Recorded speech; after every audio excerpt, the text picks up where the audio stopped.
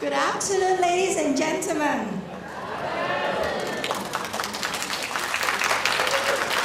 I can feel your energy as much as I do. After lunch, we all need some exercise. According to the very great guest speaker, he advised me to advise all of you to stand up, please. Would you mind standing up loud now? Thank you.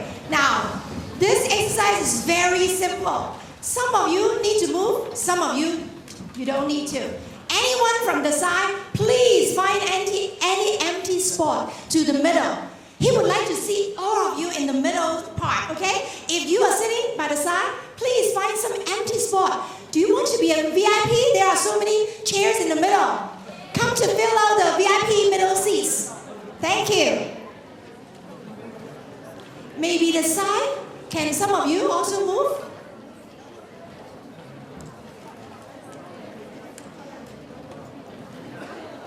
Great.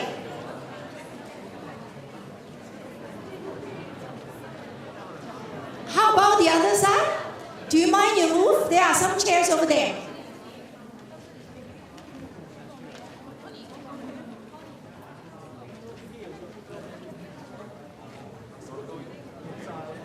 Okay, great. I think all the chairs are filled, right? The middle side. Okay, great. You can sit down now. Thank you.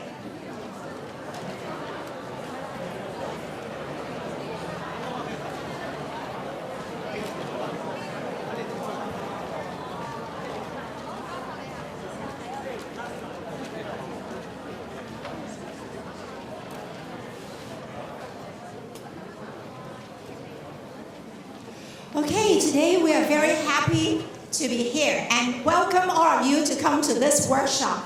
This is the workshop, the title name is The Magic of Story. We all love to hear story. So do I. I love to hear beautiful story, different kind of story. So I bet you have chosen a very good workshop and it's going to charm you in this afternoon. Now, my name is Agnes. I'm very happy to be the MC of this workshop, and I'll help in this workshop for this hour. Let me introduce this guest speaker. When I look at his bio, I was amazed with some numbers. Do you like to listen to some numbers? He told me that he has served and presented in his over 30 years in his life. He is a very seasoned performer. Over 900 audiences. That means over 900 performances. I think for me it's less than 5.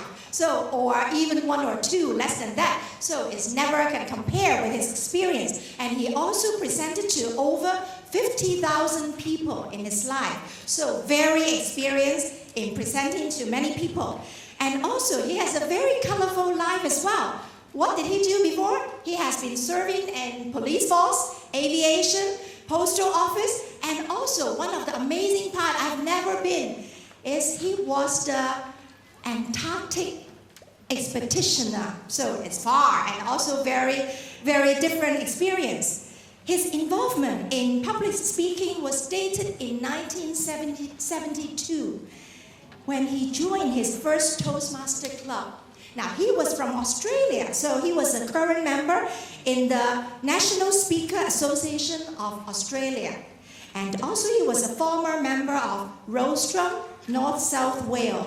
And now, he is also an Australian Storyteller Guild as well. Now, he's very often referred as 2 different names, very charming. You know, we all love charming guys. One is, he is the master of storyteller. Second is, he is the prince. Who doesn't? Girls, do you like prince? We love to meet the prince. He is the prince of storyteller as well. Today, I'm very honored to welcome our guest speaker from Sydney, Australia, Mr. Tom Ware, DTM. Let's give him a big round of applause.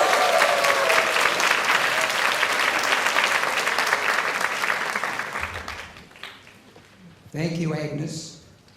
That would have been one of the best introductions I think I've ever had. And she told me she was nervous when she came here. No way. Ladies and gentlemen, I'm a storyteller. So what do storytellers do? Tell stories. Once upon a time, a long time ago, in a land far away, there was a university professor. He was young, he was handsome, he was rich, he seemed to know about every subject under the earth. He was famous, he was the sort of person you'd find on TV talkback shows and on radio, a household name in the country in which he lived. So busy that eventually he thought to himself, I must go on a holiday. I'll take a trip on an ocean liner, one of those cruise ships. So he boarded this luxury liner, hoping that nobody would know that he was going aboard. But somebody spotted him straight away, and they said, the young professor's on board. Perhaps we can get him to give a lecture after dinner every evening. And he was approached, and eventually he said, all right, I'll do that. So, first night out, after dinner, all the first-class passengers gathered in the lounge room, waiting for the professor to speak. And he started to speak, and as he was speaking, a door opened at the back of the room, and in came a little old man. Now, it was obvious that this little old man was not one of the first-class passengers. He was wearing rather ragged clothes, and he looked like one of the sailors, one of the seamen. And the professor spotted him straight away, and he thought he'd have a bit of fun at the old man's expense. So he said, old man, he said, glad to see you. Mate, would you like to join us?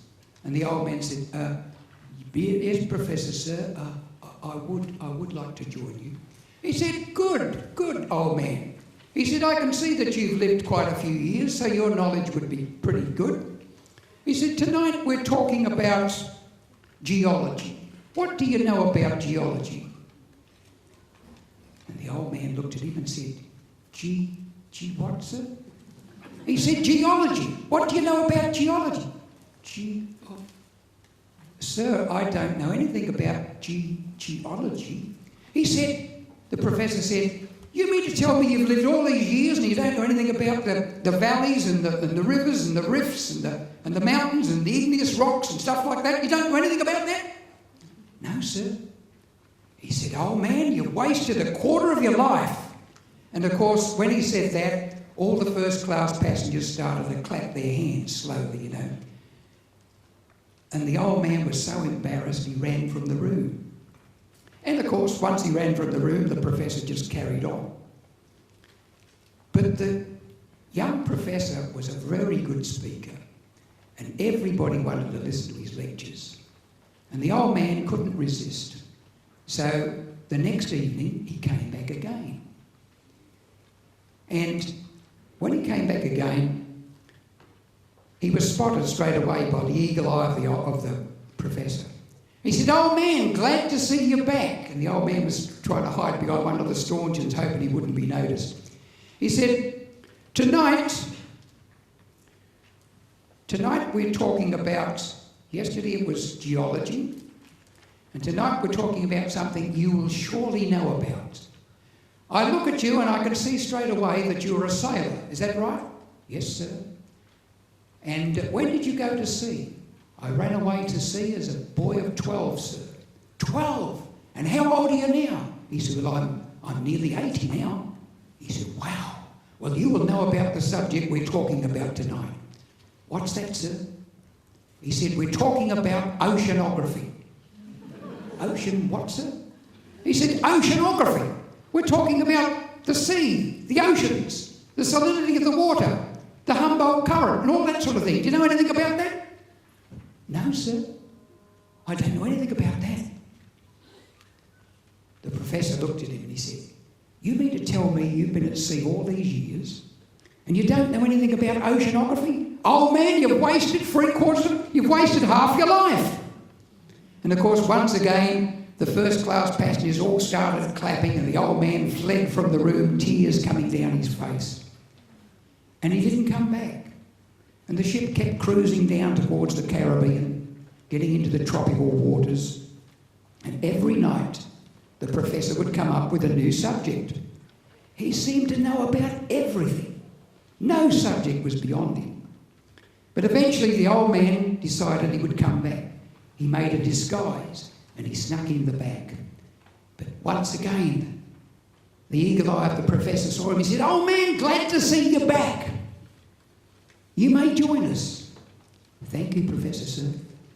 He said, "Tonight we're talking about something that everybody in the world knows about." "What's that, sir?" He said, "People talk about this at bus stops, waiting for the railway train, over their coffee in the morning." "What's that, sir?" He said, "We're talking about meteorology."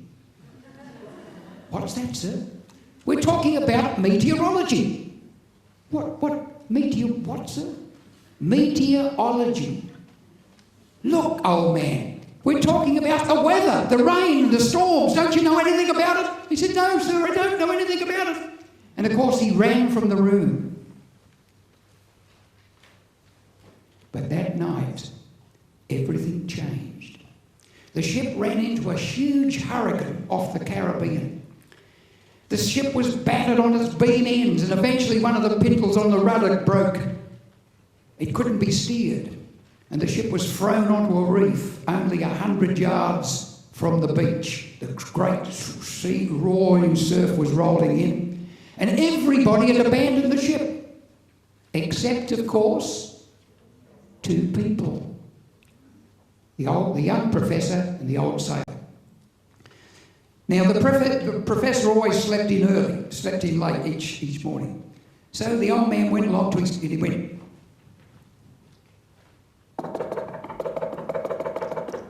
"Professor, sir! Professor! Professor, sir! What is it, old man? What is it, you old fool?" He said, Professor! The ship is aground, and we're in a storm." He said, "Professor, sir, do you know swimology?" "Swimology? What are you talking about? Swimology?" He said, "Professor, sir, can you swim?" He said, No, I can't swim." He said, "Professor, sir, you can't swim. You don't know anything about it." "You fool, no, I can't swim." He said, "Oh, Professor, sir, I'm an old man. I can make it to the shore by myself, but I can't rescue you." "Oh, Professor, sir, you've wasted all your life."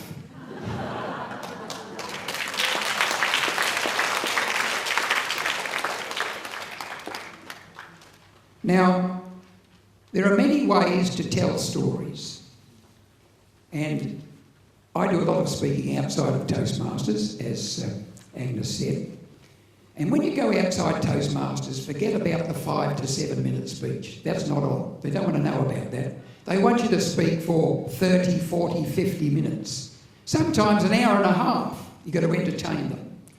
And the best way to entertain an audience is to tell them stories. Now, when you tell a story, the opening is very important. I'm going to do the opening of 2 of my stories, which go for... The actual stories themselves go for quite a long while. But here's the opening to one of them. The year was 1936. The place, the great Olympic Stadium at Nuremberg, Germany, where 80,000 blue-eyed, blonde-haired Aryans are gathered to listen to the furor of the opening of the Olympic Games. All day long, the gun carriages have rumbled by, the tanks have squeaked by, the jack-booted stormtroopers have marched by. And up on the stadium, surrounded by 50 feet high crimson banners bearing the German swastika, stands Adolf Hitler himself. He's been talking to the big crowd for at least an hour, working them up into a fury. And as he gets to the end of his presentation, he beats his chest, as he does so often, and he says, "Deutschland, Deutschland, Deutschland!" And then, "Sieg!" And a great roar goes up from the crowd, "Heil! Sieg!" And a great roar goes up once more, "Heil! Sieg!" And again they respond. And then the stadium becomes quiet. there's just a bit of muttering. They're all waiting for something to happen, but they don't know what. What could follow this? What could follow a great speech by the Führer himself? And there's a little bit of muttering among the crowd. And then they hear it coming towards the stadium. They can hear the sound of aero engines. And as they look up, they see coming over the rim of the stadium, coming over, completely filling the sky, casting a dark shadow right across the whole crowd, the greatest flying ship ever seen at that time. The airship Hindenburg, powered by 4 huge 11 horsepower diesel motors, it gradually came over the top of the stadium. Okay, so that's the beginning of a speech, which talks about the Zeppelins and the history of Zeppelins. And it goes for quite some time. Now, if I was to stop at that stage, you'd say, oh, where's the rest of the story? And I am going to stop at that stage because I've made the point. What was the point I made when what were the key ingredients of the beginning of that speech? First of all, the time, the place, the situation, a character, Adolf Hitler. You see? Now I'm going to give you another speech which is completely different, the beginning.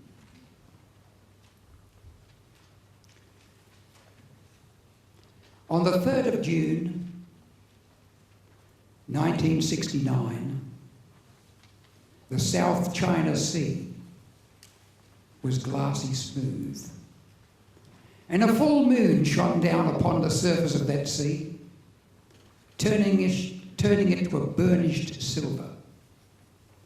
And upon the sea was a fleet of ships, warships, playing war games. The fleet had been divided into 2, and the smaller group comprised 3 American destroyers, or tin cans as the Yanks would call them, 1 British anti-submarine frigate, 1 Royal New Zealand anti-submarine frigate, and the Australian aircraft carrier HMAS Melbourne. The job of the smaller fleet that night was to find a so-called enemy submarine. And in order to do that, the aircraft carrier was flying off planes at night. The fleet, the smaller ships, were around the big ship and strategically placed. And at 2:30 in the morning, Captain John Stevenson, a very experienced sailor, on the bridge on duty on HMAS Melbourne, the carrier, was looking at the radar sets. And as he's looking at the radar sets, he could see these little blip, blip, blip, blip, blip, blip, blip, blip, indicating where the ships were around him. And then a little bit later, he picked up a microphone and said this: to the Frank E. Evans, which was one of the destroyers, one of the American destroyers, to the Frank E. Evans, take aeroplane guard, my port quarter. Melbourne's course, 260 degrees. Now, he normally would have got a response from the ship he just sent that message to. Maybe even just a flick of the light of an Aldous lamp or something like that. But there was nothing. Now, the ships were all dark, all blacked out at wartime, practicing wartime conditions. So it was difficult to see which way the ships were heading, especially an aircraft carrier, because of its silhouette. A long time went, and still there was no response from the Frank E. Evans. The captain was about to lift up the microphone to speak again, when suddenly the Frank E. Evans put on some speed. A big bow wave came up and it started to turn. Instead of turning this way to the left and coming back behind the carrier, it went ahead and turned in front of the carrier. So it was heading across the bow of the big ship. The captain, looking at the radar, had not noticed this, but he signalled and said, "Captain Stevenson, sir, Captain Stevenson, the Frankie Evans, she's turning hard right."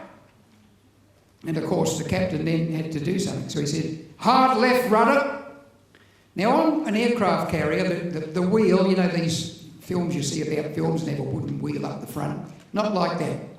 On a warship like an aircraft carrier, the wheel is right down several decks, right down aft. So the sailor down there swings this huge 8-foot wheel across like that. But the Melbourne doesn't turn like a mini miner in a car park. 20,000 tonnes steaming at 26 knots. Can't turn. And slowly it comes round. The little ship starting to come towards them. The captain says, full astern, both engines." What happens next? You know what happens next. This is from history. The Melbourne did collide and cut in half that ship. The Melbourne, this story is called the Hoodoo ship because HMAS Melbourne was a very unlucky ship. In a short time of its career, it cut 2 destroyers in half, lost something like 29 planes over the side. It was a tragic ship. So I made a speech about it called the Hoodoo ship. Okay. Now,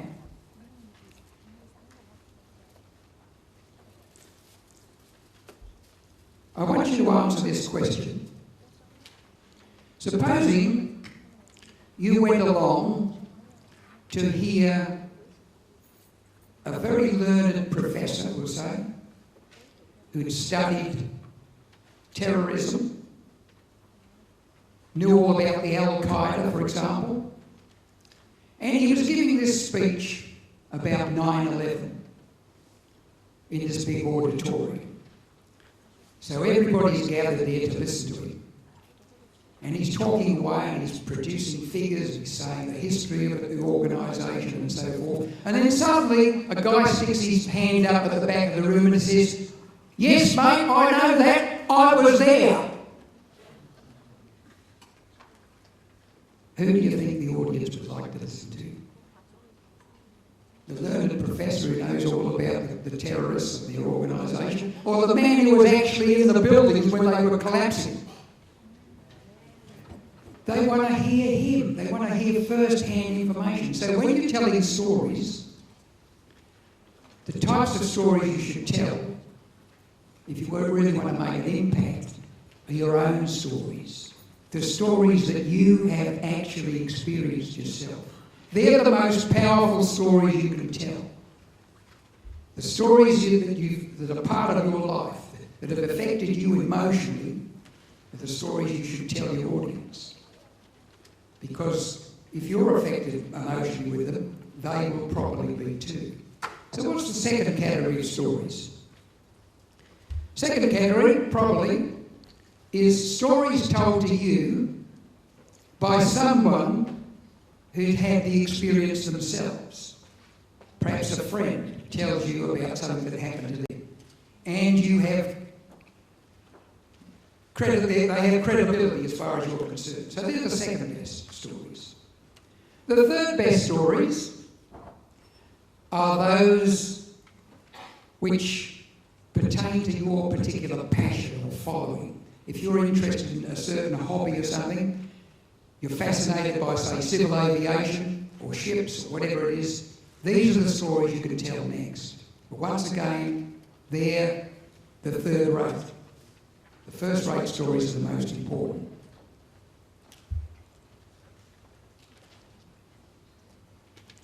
Now, I'm going to talk just a little bit about words.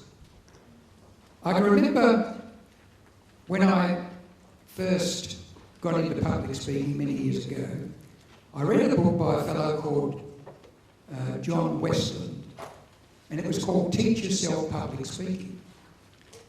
And John Westland said, to be a great speaker, you need 5 attributes. The first attribute is a burning desire to be the best you can. You've got to build a fire up in your belly. You've got to really want to communicate with people. This has got to be a driving passion that never leaves you. That's the first point. Okay. The second point is sincerity.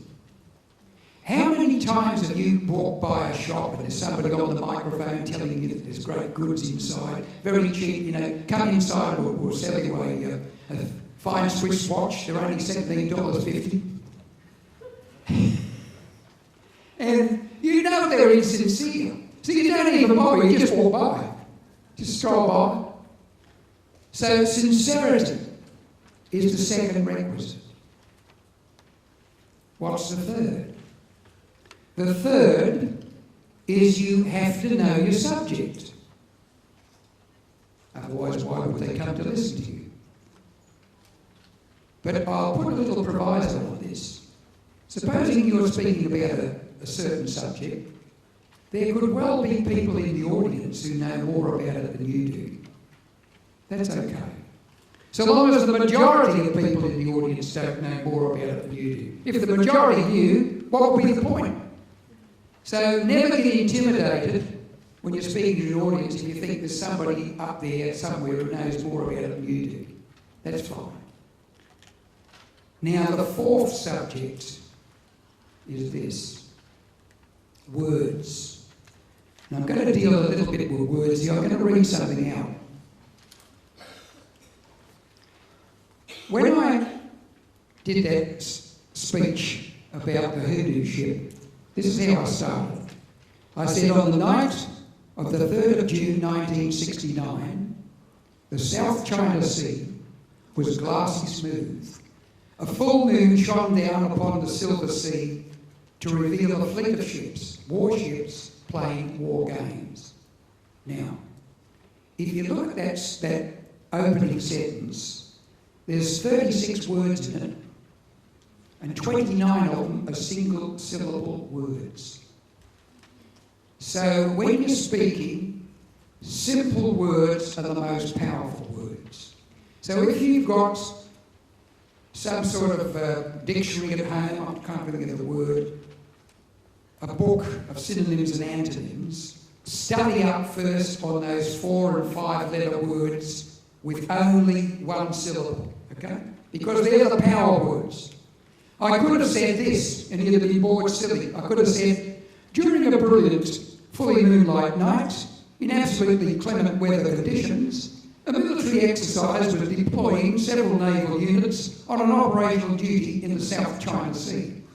How would that have sounded? Not like a storyteller, it would be like a lecture. So, words are important. A master of words was a fellow called Ernest Hemingway. You heard of him? Ernest Hemingway, the famous American writer, who wrote the book, The Old Man and the Sea.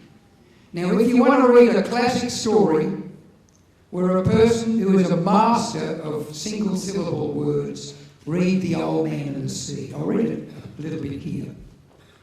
It said, the shark came in a rush, and the old man hit him as he shut his jaws. He hit him solidly from as high as he could raise the club. This time he felt the bone at the base of the brain. He hit again and again in the same place, while the shark tore the meat loose sluggishly and slid down from the fish. Now, looking at this, in that sentence,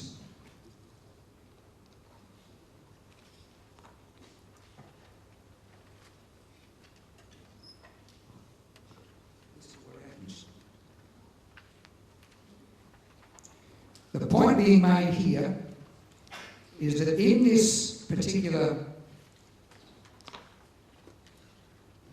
I can't find it, there's something like about 50 words, and there's only about 3 multi-syllable words in it. All the rest are single. And that's what makes that story so powerful. So powerful. Now, I'm going to tell you another story now, and at the end of it, I'm going to ask you some questions, right?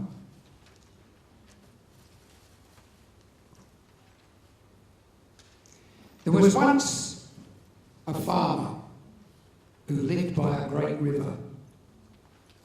He was a religious bigot, very religious, but had no time for any religion other than his own. He lived alone, and he would go to his own church, and he had no truck or no tolerance for any other faith. One day, the skies greyed over, and then the cloud descended and became very dark. And that night, the rain began to fall. It poured down all night, and into the next day, then into the next evening, and then the next night. And eventually the river broke its banks. And still it rained. And the old man knew, the farmer knew, that he had to do something. Already the river was flowing around the outside of his house. So he got all his goods and precious things and took them upstairs to the second floor. But still the rain poured down. The river broke. The river was now a huge mustard-coloured lake. And his house was virtually in the middle, except for one little peninsula of land. And it still rained. So he thought, what can I do now? So he climbed up to the loft of the house. But still the rain came. And then he had to bang a hole in the roof and climb up on the roof. The water was now all around his house, almost up to the gutters of the roof. And that's when he knew he was in real big trouble. But that's the same time he heard a yell. "You there, sir! You there! On the roof! On the roof!" And he looked, and there on this little bit of peninsula of land, which came up fairly close to his house, he saw 3 men. Now, one of the men had a rope, a large rope, and he was tying a big log on the end of it. And he said, "You there, sir, on the roof, catch this rope." And he spun it like that, and through it, the log took the rope across. "Grab hold of it, we'll save you." The farmer looked at the men, and he could see straight away that these weren't his men. These weren't people of his faith. They were wearing turbans. 2 of them had little beards. They weren't his faith. They must have been Sikhs, or they were Hindus, or they were Muslims or something. They weren't his faith. He wasn't going with them. No, I'm not going with you people. No. Hurry, sir, hurry. Grab hold of the rope, we can save you. No, I'm not going. And eventually the water started to come up around the legs of the people who were trying to save him. And eventually they walked away. The rain continued to pour down. Now it was above the gutter of the roof, just above the gutter. But he knew he would be saved. He had faith, you see. He had faith in his God, that he would be saved.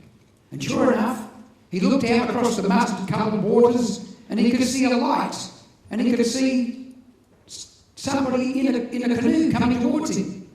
And as the canoe drew across, he noticed it was an outrigger canoe, and it pulled up right next to him. 2 men, stripped to the waist, one of them wearing wooden beads around his neck with shaven heads. They said, get in, slide down the roof. We've got enough room in here for more. Come on down." And he took one look, and he said, "I'm not going with you people. I'm not going with you. You're not of my faith. Hurry up, that's got nothing to do with it. I'm not going with you. You people are Buddhists. I'm not a Buddhist. I'm a Christian. I'm not going with you. Hurry up, sir." And in the end, they could hold on no longer. And of course, they had to let go, and the canoe went down the river and out of sight. Now it was dark once more. The rain was pouring down, the roof was getting higher and higher up the roof. He had to climb up, and now he's clinging onto the chimney pot around the top with his legs around both sides. The water's nearly up to his ankles. And he's thinking, I'll be saved. I've got faith. I've got faith. I know I will be saved. And even as he's saying that, he hears a noise approaching, sound of an engine. He looks out on the river, but there's no lights. All of a sudden, a searchlight shines out of the cloud right above him, picks him out on the roof and said, "We'll get you, mate. We'll get you. We're right above you now in a helicopter. Just grab hold of this harness."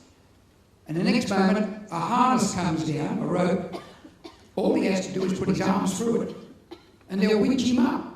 And he's about to put his arms through it like that when he looks up and he sees the men in the helicopter, and they're dressed in black.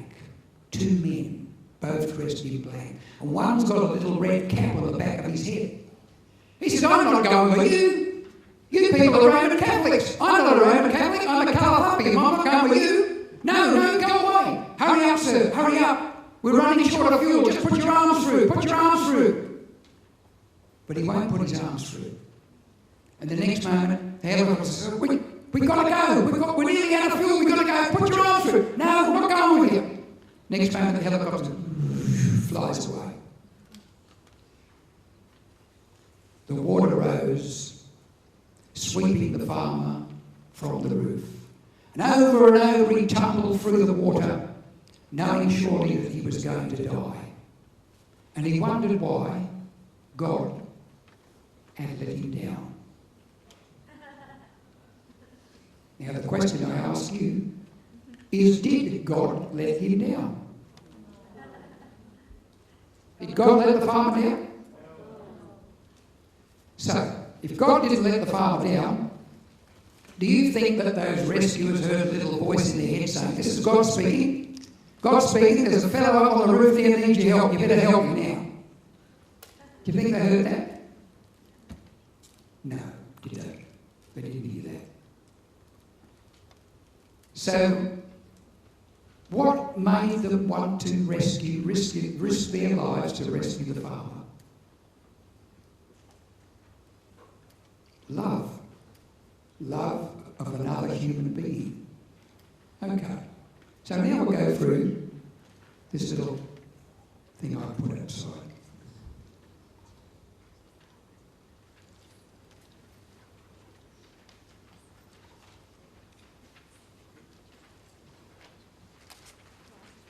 Okay.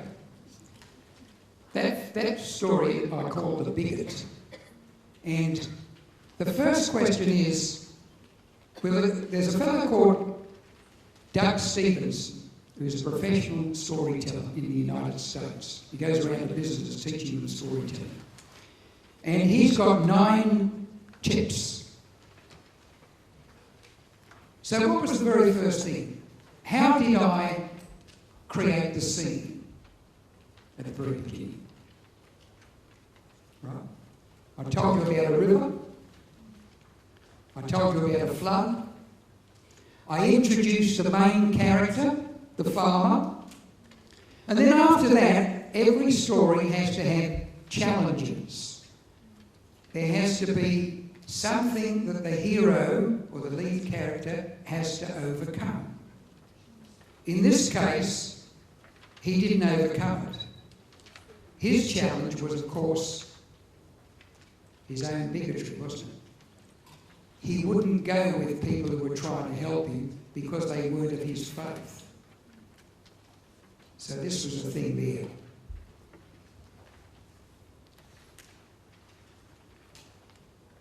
How did the journey begin? How did the drama increase? The flood got steadily worse. What was the first obstacle? His refusal to be helped. How did the obstacles be overcome? Well, in this case, they weren't, because he refused each time.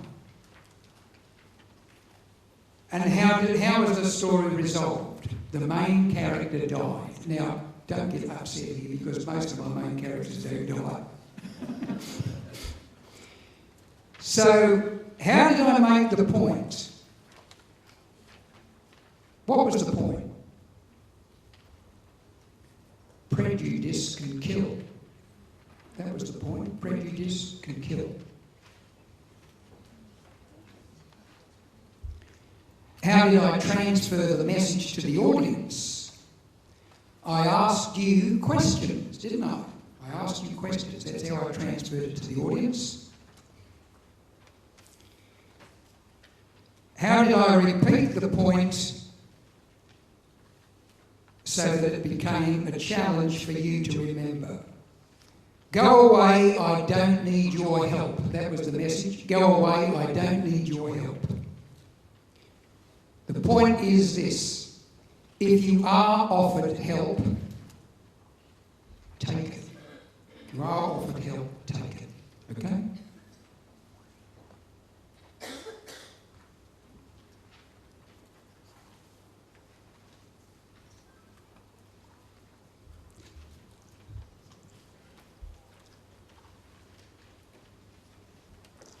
In my speeches, I often give not just words, but sound effects. For example, I give a talk about the Titanic, which goes for 36 minutes. And I start off like this. Well, I'm just trying to think how I start off.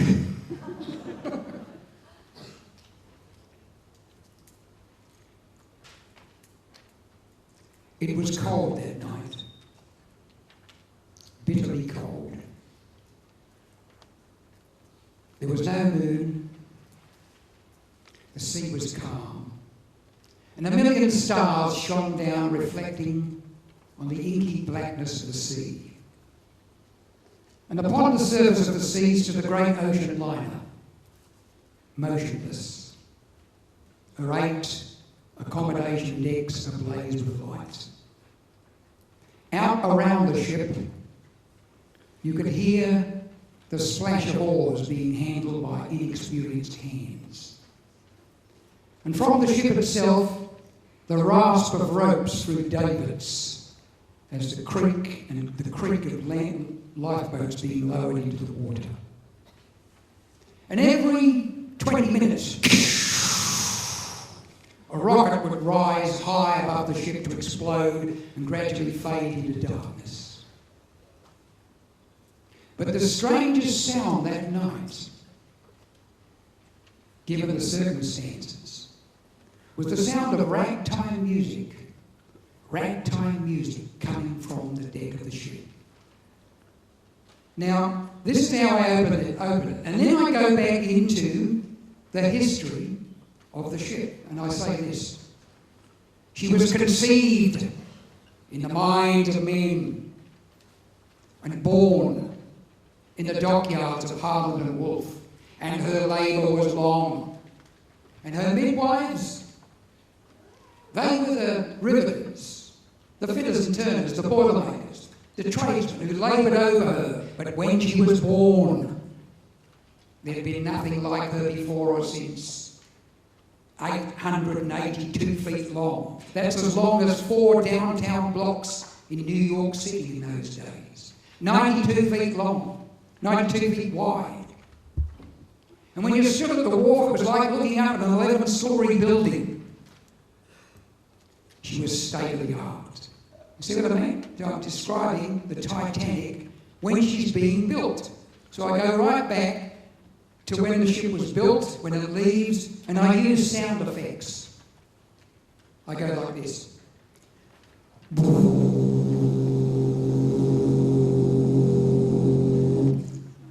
With a blast on her foghorn, the gulls shrieking around her tall masts, funnels wafting smoke, the tugs nudged her out into the grey waters of the English Channel. See what I'm doing? Setting up the visual scene. What I never do in a story, you never stop and say, now I'd like you to look at this visual, right? Or this model. Because what you're doing in the story is your words are creating the story in the minds of the listeners. They're interpreting, and with your words, the pictures are forming in their minds. And the last thing they want you to do is to interrupt the story. I know it sounds flattering, but I can remember being told in a few instances, Tom, when you tell that story about the Titanic, it's better than the movie. Now, why is this? I'm only telling the story. The movie is occurring in the mind of the listeners. The mind of the listeners. Now, because I was a radio operator, I can send Morse code. So in that particular presentation, I go like this.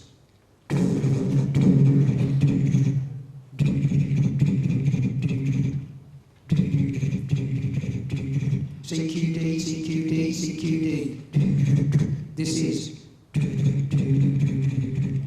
MGY, the call sign of the Titanic. That radio message was picked up in the headphones, far away as Cape Race and as close as 58 miles. So you build up the drama. Now I build up the drama through that. And then, when I've got the stokers down there stripped to the waist, the long-handled shovels going into the furnace, the ship's building up speed, I introduce the second part, which is just the way I did the first. Instead of saying created in the mind of men, I say created in the mind of God. And taking 3,000 years to be born, something else was occurring. For millions of years, the snowflakes had descended upon the glacier. And invariably the glacier moved inexorably towards the coast under its own weight. And then, boom! 3 million tons of ice broke off the end of the glacier to fall into the water. And there it stood, its meltdown to oblivion beginning, as slowly the iceberg melted down. But when it reached only 500,000 tons, it began to float. And it floated out on the Humboldt current until eventually it traversed the very routes the great ocean liner was to pass. So you see what I'm doing? I'm bringing some story, which you could have said, all right, the Titanic went out to sea and ran into an iceberg, into something that you can visualise in your mind and feel the emotion about. Now, I'm almost at the end here. I can see the cards going up. So I don't have time for another story. But I will say this. Stories stick. I can remember a lady rang me once. She said, will you come and speak to our Progress Club? And I said, yeah. And she said, I don't know you. And I said, I don't know you either, but I've got a feeling I've spoken to your group some time before. Now, I have a system, of course, to work out who I've spoken to. And I went, and I said, wait a minute, I think I have spoken to you before. And she said, yes, I remember you. You were the fellow who told us the story about, right? She couldn't remember my name, she couldn't remember anything, but she could remember the story. And that was 20 years after. So 20 years later, she still knew I told him a story called The Sealers. The Sealers is a story about the Antarctic. So remember, nothing is more powerful than a story. Use story as much as you can. Use personal stories, stories from the heart, stories that moved you, made you cry. They're the most powerful. Or use stories from friends or loved ones who tell you their story and you know it can be trusted. Or speak on your passion, something you really love. That way, you cannot go wrong. And with that, I'll conclude this and hand back to our Toastmaster. Thank you very much. Thank you very much.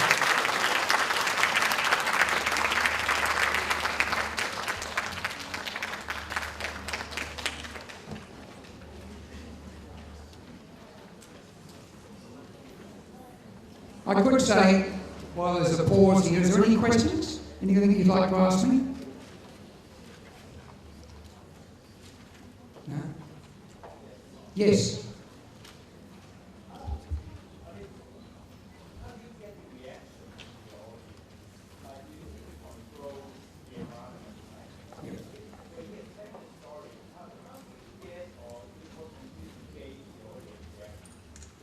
I think you can gauge the audience's reaction right from the start. Now, you notice how I started today? I said I'm a storyteller, once upon a time, a long time ago, didn't I? Every one of us can remember once upon a time, a long time ago. And probably when, I don't know about the Chinese culture, but in the Western culture there's a story known as the Three Bears, Goldilocks and the Three Bears. You heard that one? Right. Now, when your mother or your school teacher says once upon a time, a long time ago, you're riveted straight away. You know a story's going to follow. Right? So that's the safe way of doing it. I know it sounds a bit childish, but if you put yourself up as a storyteller and you say once upon a time, a long time ago, immediately the audience feels safe. Here's a storyteller going to answer the story. Okay? Any other questions? Yes.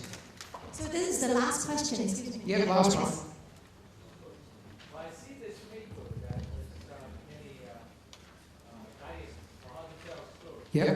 How would they use that? Is it prepared by you? Or? It's prepared by me, yeah. That's mine. Thank you very much, but how would they use it?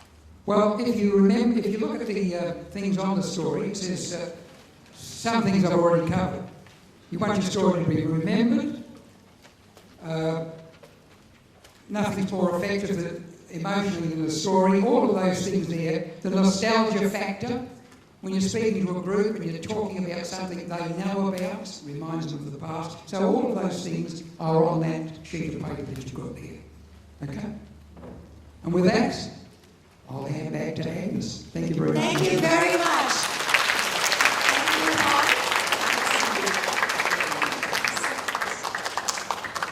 So because of the time reason, we have to going forward for the next workshop. So that's why, if you have any question, I'm sure Tom is welcome to have us to email him or talk to him outside the auditorium, right? Yes. I learned a lot from you. It's storyology. I would say you have so many swimology. So this is a storyology. So thanks a lot. So let's give him a very big round of applause. So from the organization, first is we have found in the auditorium outside an umbrella, a pair of glasses, and octopus card. So if you have lost it, please go to the reception and ask. And then the second one is very important. We also have found a lost report. That is a bag, blue bag, in the backstage. Inside there something quite important is jewelry, and also the wig is for tonight's Fiesta Night performance. So you know how important someone lost it, and there is no way probably they lost the wig. So please, if you found a blue bag, can you please bring it to the reception and report this lost and found. All right? Thank you very much. So last but not least, we have a certificate.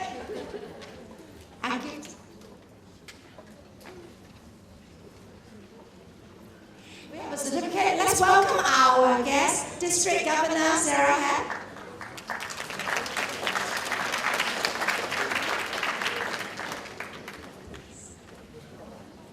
Thank you, Sarah. Tom? Yes, Tom, ma'am. Thank you.